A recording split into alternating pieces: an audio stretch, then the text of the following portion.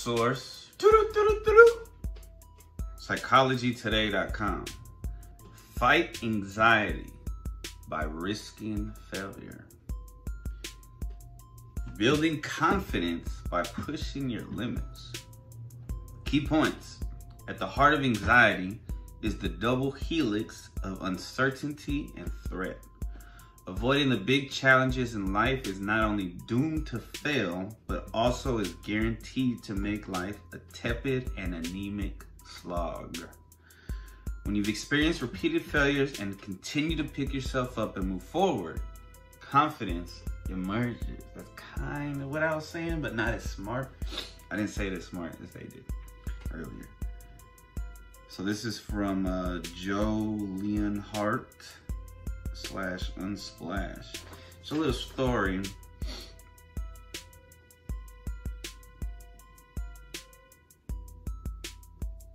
And I'm gonna read it. Let me get a little, oh, there's no more. All right, let me get some water then. Okay. Jeff's eyes narrowed under his mop of red hair. Tension coiled like a compressed spring in every muscle of his body. Sunlight from the water below reflected up and danced across the boy's skinny frame. What the fuck? Alright, I'm not gonna read this. It's a fucking stupid ass story. In dappled patterns of gold. What the fuck? Who wrote this shit? Joe Leonhardt? Bro, and then it goes on to say, nervously licking his lips, he sighed. I can't do it. Let's just forget the whole stupid thing and go home. Okay, that was unnecessary, the way that they wrote that. His friend, 2 years older, was having none of it. No, Jeff, we're not going home. Not yet, anyways. All you've been talking about is how this summer you'll make the jump off old Beetle Butt Rock. Literally, that's what it says. Psychology Today. You saw me do it. Now it's your turn. Time to man up, Jeff. Waited for a second. His friend added, you're going to have to wear your big boy pants today. It may not fit at first. He stopped to suppress a laugh. But I suspect you'll grow into them in time. Shut up, Cliff. Interesting. They're on a cliff and his name is Cliff. The younger boy replied, more as a plea than a command. I'm 10 years old and I don't need to man up for another 3 or 4 years at least. That's a fact. I read it somewhere. Cliff laughed, the sort of friendly, dismissive laugh that older friends seem to perfect when they are children. Sure thing, Jeff. Bet you read that on the back of your stupid Marvel comics. This fucking hater. Tell you what, Cliff, eventually responded with a thoughtful tone. You're not going to die from jumping off this ledge. It's only 10 feet up from the water. And you already saw me swimming around the spot you'll be jumping into. I checked, and there aren't any hidden rocks. Just like there aren't any crocodiles, alligators, mermaids, or sharks for that matter. The only animal that's causing you trouble is that chicken. I talked about that earlier, chickens, but he's making it seem like a chicken is a bad thing. I get it. I get it. That keeps clucking inside your head. Once you jump, let me tell you, that bird won't make a peep. Jeff took a deep breath, started to say something, but thought better of it and quietly sat down next to his friend.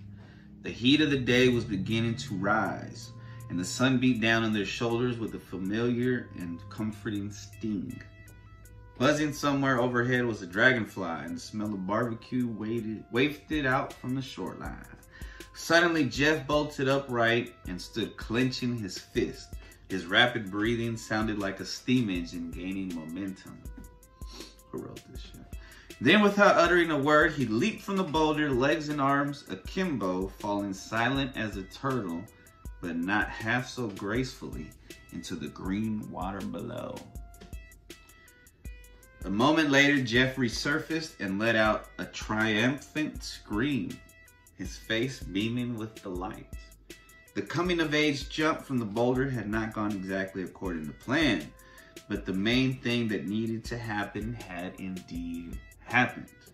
A 10-year-old boy had faced his fears and learned that by doing so, even imperfectly, did wonders to build his confidence and rob anxiety of its power to control him. All right, finally got to that weird story. The description words, crazy. The nature of anxiety giving clues on how to defeat it. At the heart of anxiety is the double helix of uncertainty and threat. Uncertainty is for the most part focused on whether one can deal with whatever situation has galvanized the anxiety. Do you have the ability to succeed? And if you don't prevail, do you have the ability to pick yourself up and move on in life, none the worse for wear? The greater one's uncertainty, the more one's anxiety is likely to rise. The threat aspect, not surprisingly, is focused on what might happen if you cannot successfully face some challenging situation, crisis, or event. That is, what might be the result of failure. As a general rule, the greater the cost of failure, the greater the anxiety. Some people try to resolve anxiety by building up their ability to solve whatever challenges may come their way. Others deal with anxiety by minimizing the chance that they will be forced to face any threatening challenges. Neither of these is, by themselves, a realistic solution. No one can build enough skills to be ready to face any possible challenge.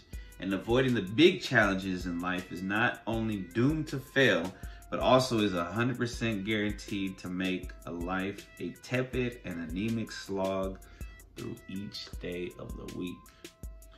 Adventure requires risk, so a life devoted to avoiding risk is a life that lacks adventure. The road less traveled is that which focuses on building one's ability to rebound from failure.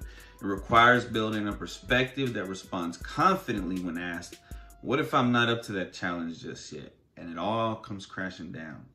Can I get up, dust myself off, being better for having attempted it, and keep going? When you've experienced repeated failures and continue to pick yourself up and move forward, confidence emerges. This confidence is rooted in successfully failing and coming to deeply know I'm tough enough to fail and still keep moving forward.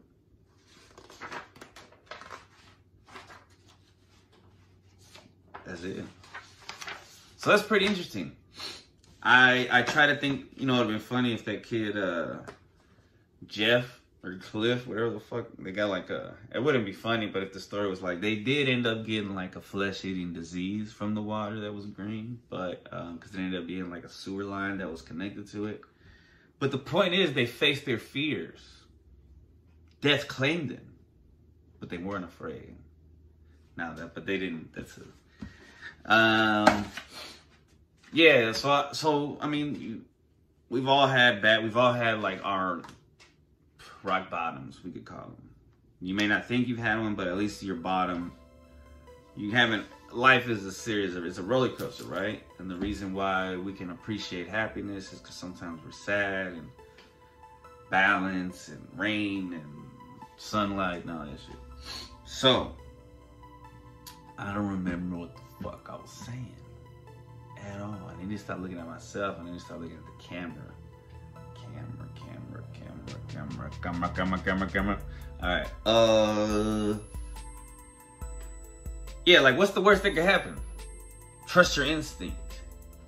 Taking a risk, high reward, baby. Be right back with the badass woman that hurts you.